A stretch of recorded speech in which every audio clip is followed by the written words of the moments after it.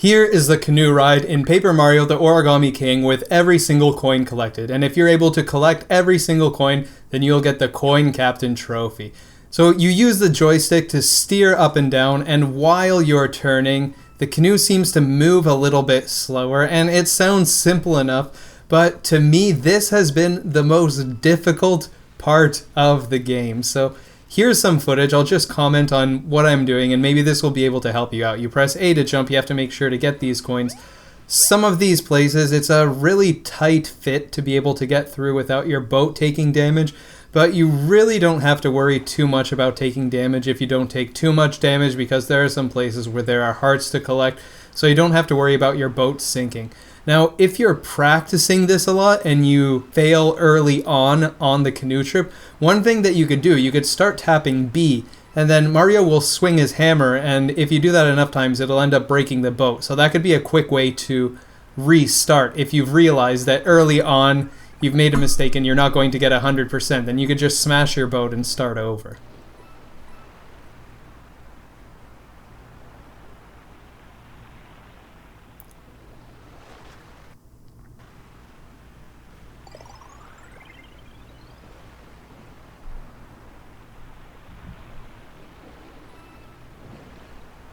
So once you've been through this a couple of times already, you'll have a good idea of where the coins are. So you'll want to try to look forward a little bit down the river and see where the coins are, and focus on making a turn so that you get to those coins rather than focusing on where you are now. Okay, I made a little mistake here with these falling rocks. Sometimes if you hit one of these rocks, it could actually be beneficial to you because it knocks you back for a moment, and you have a moment to be able to adjust your steering. So if you were heading somewhere where you wouldn't have been able to get the coin, then this could be used to your advantage. I wouldn't intentionally try to do that, but you can do that. Now, when you're going down the river, you may want to press A ahead of time if you're just really excited and you're just like, I have to make sure to press A so that I'm able to make this jump.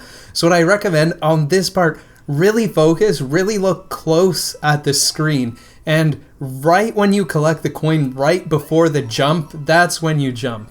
At the part with these little whirlpools, you'll want to go up, get those 2 coins, then go down, get those 2 coins. Then after that, go towards the middle, get the 100 coin there, and then go towards the bottom. And if you stay towards the bottom, that way you could dodge all the whirlpools. Now, the whirlpool that's most important to avoid is the one that's coming up here once you go down the river here. If you get sucked into this whirlpool, if you get close enough to this whirlpool, then it's game over and you'll have to restart. But the thing is, you have to be really careful with how you angle, because you want to angle your boat so that you get out of the whirlpool, but at the same time you have to make it into this tunnel so that you could get those coins. And you can see over here, the angle that I used barely made it. Now again, we're going to be going down another descent here. And with these descents, just really focus quickly. On this one, the camera changes.